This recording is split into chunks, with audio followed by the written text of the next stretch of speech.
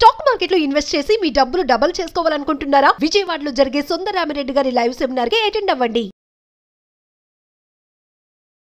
నమస్తే, welcome to Suman TV. ప్రస్తుతం మనతో పాటు ఉన్నారు అనలిస్ట్ డాక్టర్ నంది రామేశ్వరరావు గారు. సార్తో మాట్లాడదాం. నమస్తే సార్. నమస్తే sir, department of homeland security H1B వీసాలో కొన్ని మార్పులు అయితే తీసుకొచ్చింది. అవన్నీ కూడా జనవరి 17 నుంచి అమలు చేస్తామంటున్నారు. ఏంటి సార్ మార్పులు ఏంటి? ఒకసారి మార్పులు పెద్ద సబ్జెక్ట్ ఉన్నవేనా, 4-5 చేంజెస్ చేశారు. 1-2-3 ట్రై చేద్దాం మీరు ఇచ్చిన తక్కువ టైంలో మాట్లాడడానికి. ఫస్ట్ ఏంటంటే ఫామ్ I-129 అప్లికేషన్ ఫార్మాట్. అది ఫస్ట్ ఉండాలి. మనం ఎక్కడైనా వీసాకి అప్లై చేయాలంటే ఆ ఫామ్ని ఫిల్ చేయాలి. ప్రతిదానికి ఒక ఫీ ఫిక్స్ చేశారు. ఓకే, ఆ ఫీ తర్వాత ఇంకా మిగతా ఛార్జీలు కూడా ఉంటాయి, మనం డీటెయిల్గా చూద్దాము.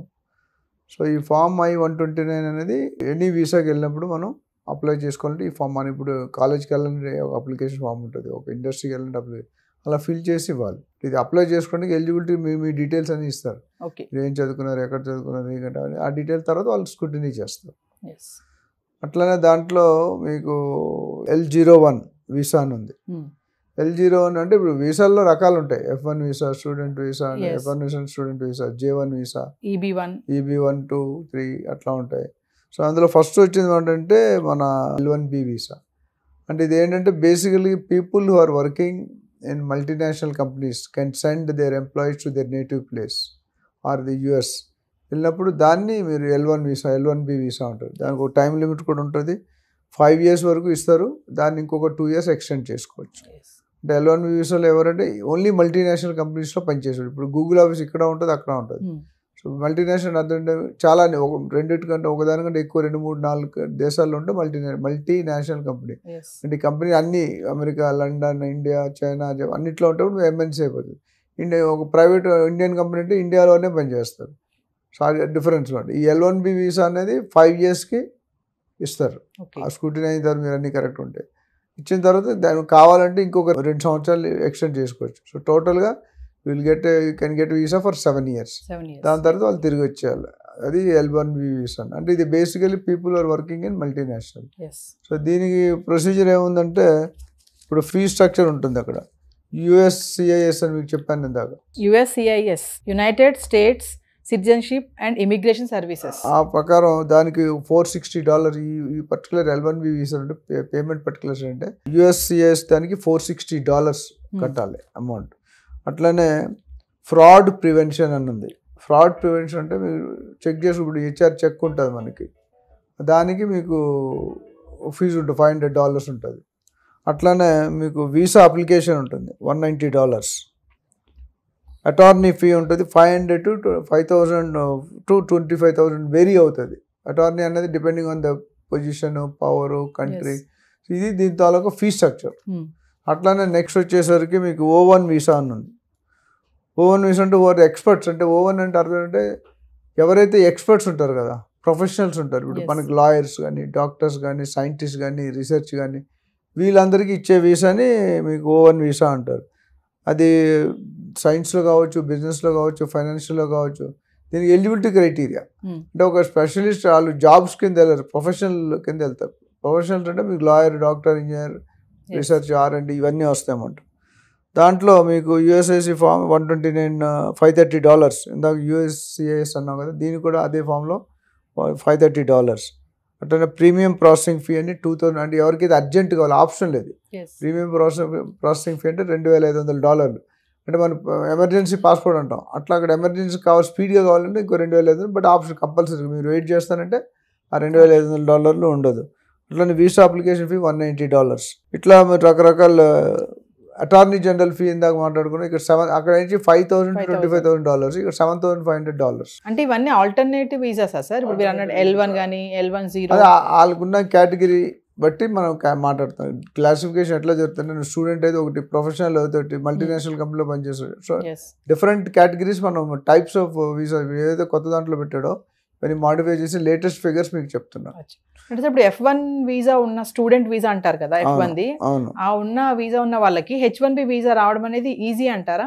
ఈజీ అంటే మళ్ళీ అగైన్ స్కిల్ సెట్ ఉండాలి. ఒకటి ఏంటంటే వాళ్ళు చదువుకోవడానికి వెళ్తారు, స్టడీ ఇన్ USA కోసం వెళ్తారు. దాని తర్వాత ఆ study period 1.5 year or 2 year అయిపోయిన తర్వాత ఇంకొక 1 to 2 years ఎక్స్టెండ్ చేసుకోవచ్చు వీరికి కావాలనుకుంటే. దాని తర్వాత compulsory years to come back to India అంటే some job permanent job observation ఉంటుంది తప్ప లేకపోతే. So F1 basically student visa అంటారు.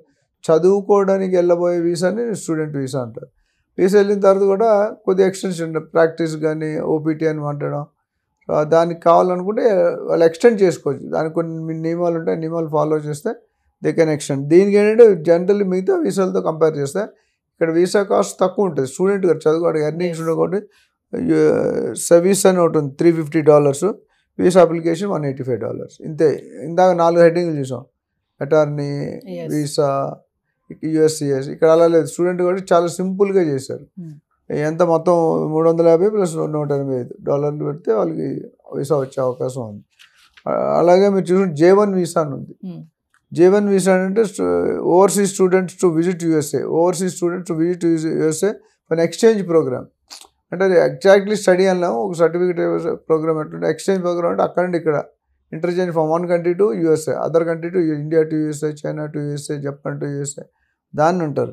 సో దీని ఏంటంటే బేసికల్గా you can opt for research or academic. నేను లాస్ట్ టైం మనం మాట్లాడుకున్నాం, స్టూడెంట్స్ యూనివర్సిటీ క్యాంపస్లోనే పనిచేయాలి అండ్ నాన్ అకాడమిక్ అకాడమిక్ ఉంటుంది. సో ఇక్కడ రీసెర్చ్ అంటే రీసెర్చ్ ప్రొఫెసర్స్ కింద అసిస్టెంట్లుగా పనిచేస్తారు. అకాడమిక్ అంటే టీచింగ్లో ఉంటారు. సో రెండు కూడా అప్లికబుల్. దీనికి కూడా డాలర్ ఫీ ఏంటంటే సర్వీస్ 1 అని ఉంటుంది $220, అంటే వీసా అప్లికేషన్ $160. అంటే మీరు చూసుకుంటే ఫస్ట్ దానికి సెకండ్ దానికి మొత్తం 4 రకాలు మాట్లాడుకున్నాం. L1B, J1, O1, F1. So 4 ఒక స్టూడెంట్స్ మాట్లాడుతున్నాం, రీసెర్చ్ మాట్లాడుతున్నాం, ఒక ప్రొఫెషనల్, రీసెర్చ్ అసిస్టెంట్ వేరు, ప్రొఫెషనల్ వేరు. ఇవన్నీ చూసుకుంటే ఈ మార్పుల వల్ల ఇదే గుడ్ న్యూస్ అంటున్నారు. ఒక విధంగా గుడ్ న్యూసే. సో ఇండియన్స్ వాళ్ళు పంపాలనుకోవటం ఒక స్టెప్ అయితే, ఇన్వైట్ చేయడం కూడా మళ్ళీ సన్నాహాలు చేస్తున్నారు. They are saying outside మనం పంపించేస్తూ ఉంటాం. మరి పంపిస్తాం, మన పనులు ఎలా అవుతారో వాళ్ళు బ్యాక్ ఆఫ్ ది మైండ్ మీరు అడిగారు కదా, ఆ బ్యాక్ ఆఫ్ మైండ్ డౌట్ ఉంది. ఇది వెళ్ళిపోతే ఈ గ్యాప్స్ని ఎలా భర్తీ చేస్తాం. సో ఇవి టైప్స్ ఆఫ్ వీసాస్. అంటే సార్ H1B వీసా వాళ్ళకి అంటే ట్రబుల్స్ ఎదురవుతాయి అంటే ఏం చెప్తారు సార్ ఈ టైంలో? ట్రబుల్స్ అనేది ఎదురవుతుందండి. ఎందుకంటే ట్రబుల్స్ అంటే 100% కాదు, 50% కాదు. ఎవరికైతే illegal entry, fake entry, skill లేకుండా దొంగ సర్టిఫికేట్, ఫేక్ సర్టిఫికేట్ చూపించి వెళ్ళిన వాళ్ళకి డెఫినెట్గా ఇబ్బందులు ఉంటాయి. బట్ నాకు తెలిసిన అనాలిసిస్లో చూసుకుంటే ఇండియా పర్సంటేజ్ చాలా తక్కువ ఉంది ఆ ఇల్లీగల్ ఎంట్రీస్లో. అదొక బెనిఫిట్. అండ్ ఇప్పుడు కొన్ని చేంజెస్ చేశారు కదా, లాటరీ సిస్టమ్ అని, చైల్డ్ బర్త్ అని. ఆ లాటరీ సిస్టంలో ఏంటంటే ఒక డిసడ్వాంటేజ్, గెలిస్తే అడ్వాంటేజ్. అంటే మీరు సెలెక్ట్ అయితే 1:4లో ఉంటుంది. అంటే మీరు 100 మంది అప్లికేషన్ ఇస్తారు, 25 మంది సెలెక్ట్ అవుతారు. ఆ 25 మీరు ఉంటే పర్వాలేదు, లేదని first time okay, second time కూడా మీరు సెలెక్ట్ కావాలనుకోండి, that is taken as negative point in your biodata. అది మెయిన్ డిసడ్వాంటేజ్. సో అందుకని ఎవరైనా యూఎస్కి వెళ్ళాలనుకున్న వాళ్ళు స్టడీతో పాటు సంబంధిత ప్రొఫెషనల్, ఇప్పుడు జావా, సైబర్ సెక్యూరిటీ, పైథాన్, ఇవన్నీ చాలా ఉన్నాయి. అందులో ఎక్స్ట్రా స్కిల్స్ ఉన్నాయి. ఉట్టి చదువుకుంటే మీరు అమెరికా వెళ్ళి సర్వైవ్ అవ్వలేరు. మీలాగా అందరూ చదువు, మీకు వాళ్ళకి తేడా ఏంటి? So you should have an exceptional career. అంటే ఎక్స్ట్రా కోర్సులు తీసుకుని, నేను ఇందాక చెప్పాను కదా, 13,000 పనిచేసాను, ఎడిషనల్ స్కిల్, ఆటో కార్డు, జావాలు ఏవో చేసి సెటిల్ అవ్వి అమెరికాలోనే కంపెనీ పెట్టారు. అమెరికాలో కంపెనీ పెట్టడం అంత ఈజీ కాదు. అంటే ఇప్పుడు Vivek Ramaswamy, Elon Musk, Trump, వీళ్ళు ముగ్గురు కూడా స్మార్ట్ పీపుల్ కోసమే ఎదురు చూస్తున్నారు అంటే ఏం చెప్తారు సార్? టాలెంట్ ఉండాలి మస్ట్. అంటే వాళ్ళకి ఎవరైనా ఇండియాలో జాబ్ ఇచ్చేటప్పుడు దే ఎక్స్పెక్ట్ సమ్ అవుట్పుట్. మొదట్లో ట్రైనింగ్లో కాస్ట్ ది కంపెనీ. చాలా మంది తెలియదు అంటే ట్రైనింగ్ అంటే ట్రైనింగ్లో మనకి స్టైఫండ్ కానీ శాలరీ ఏది ఇస్తారు, అది కాస్ట్. ఇది వీళ్ళ అవుట్పుట్ ఉండదు. నేర్చుకుంటాడు కదా, ఫస్ట్ 2-3 years నేర్చుకోవడానికి company is putting. After that only they expect the output from them. ఇనిషియల్గా Rome is not built in one day. ఇక్కడ ఏంటంటే they don't want to waste that money and time. They want a person is committed, skill set ఉన్నవాడిని మాత్రం తీసుకుంటారు. వాళ్ళనే expect చేస్తారు. They are not expecting any Tom, Dick and Harry, ఎవరు పడితే వాడు వచ్చి అప్లై చేస్తే కాదు. వాళ్ళ అవుట్పుట్ రాదు. దే ఆల్సో, ఇప్పుడు ఎలన్ మస్క్ గారు మీకు చెప్పాను నేను, 10 సంవత్సరాలు ప్లాన్ వేస్తారు ఆయన, 1 yearలో కంప్లీట్ చేస్తారు. అందుకని నేను ఎక్కడో టాప్లో ఉన్నాడు.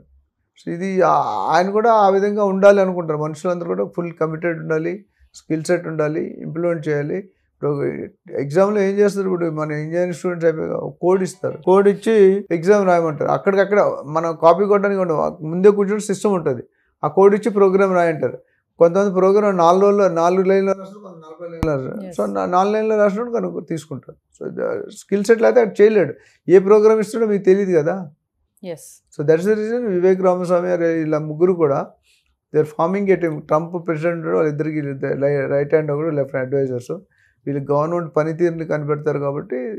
So definitely skilled people have no problem, but unskilled people may have into problem. అంటే ఒక విషయం చెప్పండి సార్, అంటే ఫైనల్గా ఇప్పుడు ఈ H1B వీసాలో మార్పులు వస్తున్నాయి కదా, దీని కారణము అంటే ఓనర్కి ఎంప్లాయీకి రిలేషన్ బాగుండాలి అనే దాని మీదేనా సార్? అంటే మీరు అన్నట్టుగా స్మార్ట్ పీపుల్ చూస్ చేసుకోవడానికి చూస్తున్నారు అంటున్నారు కదా. అవును, అంటే రిలేషన్ అనేది ఎప్పుడు చూస్తారండి లాంగ్ టర్మ్ ఎంప్లాయీ. మీరు చూడండి TCS ఉంది, ఒకసారి TCS ఎనీ టాటా గ్రూప్ ఒకసారి చేత డిజైన్ చేయడు, దే టేక్ కేర్ లైక్ సనీలా. ఒకసారి కంటెంట్ ఉంది అంటే క్వాలిటీ ఉందంటే they will not do them. అందుకని టాటా బిర్లాస్ ఒకసారి జాయిన్ అయితే రిజైనింగ్ అని ఉంది. ఒకప్పుడు మీ కెరీర్ స్టార్ట్ చేసినప్పుడు more than government job Tatas and Birlas are valid. అంతవరకు ఎక్స్పోజర్ పని చేస్తారు, డబ్బులు ఇస్తారు. ఇక్కడ కూడా if they don't have skill set companies will close down కదా, అవుట్పుట్ రాదు కదా. ఇప్పుడు మీరు మీకు కాంట్రాక్ట్ ఇచ్చారు, ఆ కాంట్రాక్ట్ సరిగ్గా రాకపోతే రెండో కాంట్రాక్ట్ రాదు. అది ఎవరు ఓనర్ కూర్చొని చేయలేడు కదా. Owner can guide you, owner can facilitate you. Company survive అంటే ఎంప్లాయీస్, ఏ కంపెనీకి ఎంప్లాయీస్ సెట్ సరిగ్గా లేదో skill set, company will not survive. So ఫైనల్గా సార్ H1B వీసా వాళ్ళందరూ కూడా అలర్ట్గా ఉండాలి అంటే ఏం చెప్తారు? 100% అలర్ట్గా ఉండాలి. ఎందుకంటే ఇంతకుముందు ఆడిన సినిమా స్టోరీలు అన్నీ అంతకుముందు నడిచింది. కన్సల్టెన్సీలు, ఫేక్ కన్సల్టెన్సీ మనం మాట్లాడుకున్నాం చాలాసార్లు.